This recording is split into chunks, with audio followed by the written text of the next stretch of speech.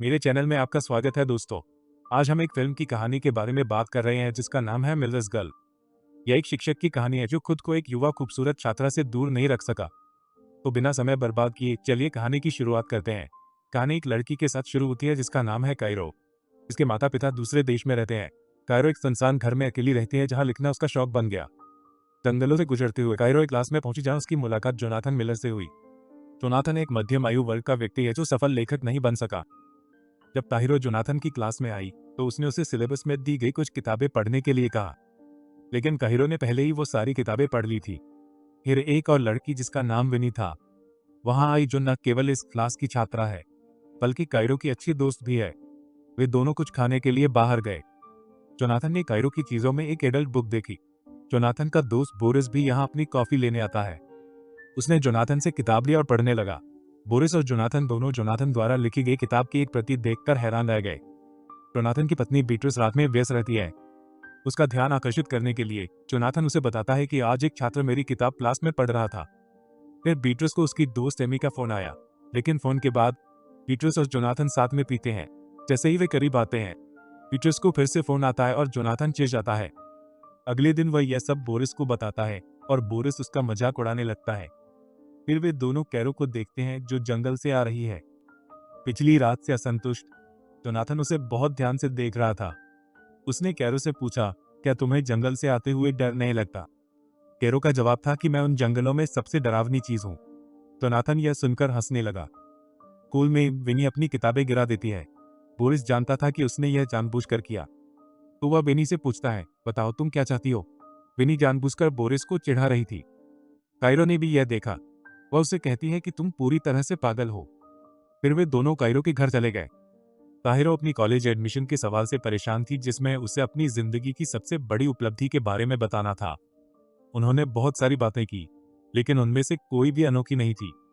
फिर विनी ने कहा कि तुम्हारा अपने टीचर के साथ अफेयर है और फिर इसके बारे में कुछ लिखो।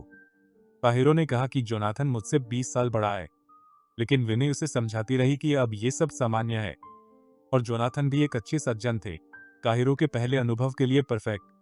विनी ने काहिरो के सामने जोनाथन के बारे में बात करना शुरू कर दिया कि वह काहिरो को क्लास में कैसे देखता है।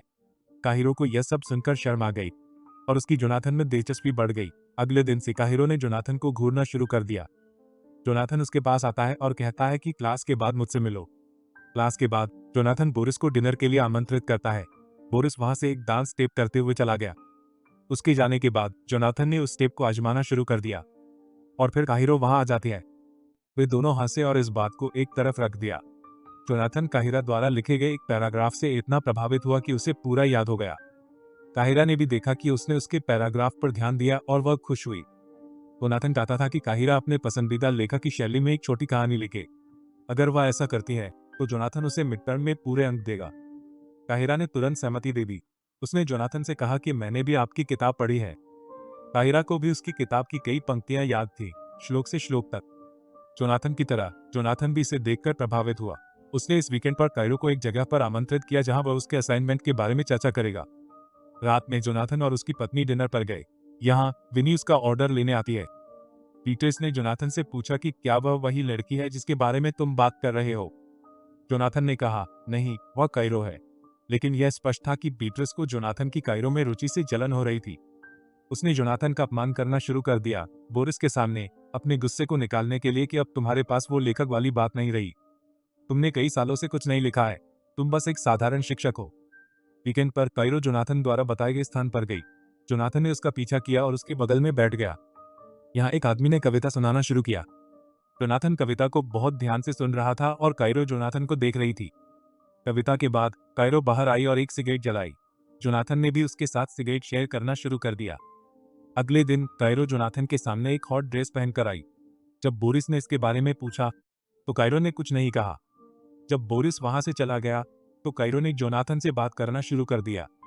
वे एक दूसरे के करीब आ रहे थे। क्लास जाते समय जोनाथन को अपनी पत्नी से बाहर जाने का मैसेज मिला। क्लास में कहीं कायरो ने जोनाथन को अपने पसंदीदा लेखक के बारे में बताया। इसकी शैली में वह कहानी लिखेगी। जोनाथन को घर जाने की जल्दी थी, इसलिए उसने जल्दी में हाँ कह दिया। उसके जाने के बाद विनी जोनाथन की टेबल पर चढ़ गई और कायरो को चिढ़ाने लगी। फिर बोरिस जोनाथन से मिलने आया। विनी ने बोरिस को चिढ़ाना शुरू कर दिया। उसने उसका फोन अपने कपड़ों में रख लिया, लेकिन यहाँ कायरो को उसका फोन नहीं मिल रहा है। दूसरी ओर जोनाथन की अपनी पत्नी के साथ जाने की योजना रद्द हो गई क्योंकि वह अपने काम में व्यस्त थी। फिर जोनाथन को काहिरो से एक कॉल आया। असल में जोनाथन गलती से काहिरो का फोन अपने बैग में ले आया था। जोनाथन और उसकी पत्नी की योजना पहले ही रद्द हो चुकी थी, इसलिए जोनाथन काहिरो को फोन देने के लिए निकल पड़ा। जब वह काहिरो के घर के बाहर पहुंचा, वहां बारिश शुरू हो गई और काहिरो पतले कपड़ों में जोनाथन के पास आई। दोनों एक दूसरे को देखने लगी और फिर दोनों ने एक दूसरे को चूमा। इसके बाद जोनाथन अपने घर वापस आ गया। यहाँ काइरो ने उससे एक मेल भेजा। जोनाथन की पत्नी ने उससे कहा कि मैं अपना काम नहीं कर पा रही हूँ जब तुम यहाँ हो। तो जोनाथन एक छोटे से केबिन में चला गया। वहां से यहाँ जोनाथन ने काइरो द्वारा भेजी गई कहानी को प्रिंट किया। उसने इसे पढ़ना शुरू किया। ये एक वयस्क कहानी थी। इस कहानी में एक छात्र और एक शिक्षक जैसे जोनाथन और काइरो के बारे में बात की गई थी। जोनाथन उत्साहित हो गया। उसने अपनी पैंट उतार दी। लेकिन अगले दिन सब कुछ बदल जाता है। जोनाथन काहिरा को फोन नहीं करता जैसा कि उसे करना चाहिए था। इससे पहले कि काहिरा पूछती कि क्या हुआ, जोनाथन ने कहा कि उसे उसकी कहानी बिल्कुल पसंद नहीं आई। इसमें की गलतियां हैं। जब काहिरो ने कहा कि यह सब हमारे बारे में है, तो जोनाथन ने साफ साफ कहा कि हमारे बीच कुछ नहीं है। हम सिर्फ एक शिक्षक और एक छात्र हैं और कुछ नहीं। यह सुनकर काहिरो का दिल टूट गया। जोनाथन ने उसे कहा कि या तो इसे फिर से लिखो या मैं तुम्हें फेल कर दूंगा। मिड टर्म में काहिरो और भी गुस्सा हो गई। उसने कहा कि मेरी कहानी परफेक्ट है, तुम बस डरते हो कि मैंने वो लिखा जो तुम नहीं लिख सके। जोनाथन को अपमानित करने के लिए काहिरो ने उसे एक साधारण लेखक कहा। उसने कहा कि अगर तुम्हें हिम्मत है तो मुझे अब फेल कर दो। काहिरो रोते हुए घर चली गई। उसने विनी के साथ पीना शुरू कर दिया। दूसरी ओर जोनाथन का चेहरा साफ तौर पर तनावग्रस्त था। जोनाथन की पत्नी ने उससे पूछा कि क्या हुआ। जोनाथन ने उसे काहिरो की लिखी कहानी के बारे में बताया। कहानी सुनकर वह भी उत्साहित हो गई, लेकिन जैसे ही वे कुछ कर सकते थे, बोरिस वहां आ गया। जोनाथन फिर से निराश रह गया। दूसरी ओर काहिरो और विनी बात कर रहे थे। काहिरो ने विनी से कहा कि जोनाथन सिर्फ उसके करीब होने का नाटक कर रहा था। काहिरो ने विनी से कहा कि वो बोरिस को मैसेज करे ताकि उसका ध्यान भटके। विनी ने बोरिस को छेड़ना शुरू कर दिया, लेकिन उसके शब्दों का बोरिस पर कोई असर नहीं हुआ। बोरिस का ध्यान आकर्षित करने के लिए काहिरो ने एक निर्णय लिया। उन्होंने दोनों ने अपने कपड़े उतार दिए। वे दोनों करीब आ गए। उन्होंने अपनी तस्वीरें बोरिस को भेज दी। जैसे ही बोरिस ने यह देखा, वह जोनाथन के घर से निकल गया। तभी जोनाथन की पत्नी को जोनाथन के स्कूल से फोन आया। पूरे स्कूल को पहले ही जोनाथन और काहिरो के अफेयर के बारे में पता चल गया था। उसकी पत्नी यह सुनकर हैरान रह गई। उसने जोनाथन से पूछा कि एक छात्र की लिखी कहानी की वजह से यह सब क्यों हो रहा है। उसने जोनाथन से पूछा, क्या तुम्हारे और उस लड़की के बीच कुछ और हुआ। जोनाथन ने मना कर दिया। अगले दिन काइरो क्लास में नहीं आई। वह वाइस प्रिंसिपल के ऑफिस में थी। वाइस प्रिंसिपल ने काइरो और जोनाथन दोनों से पूछा कि क्या चल रहा है। काइरो ने उसे सब कुछ बता दिया। जोनाथन ने मुझे मिड टर्म असाइनमेंट पहले ही दे दिया था।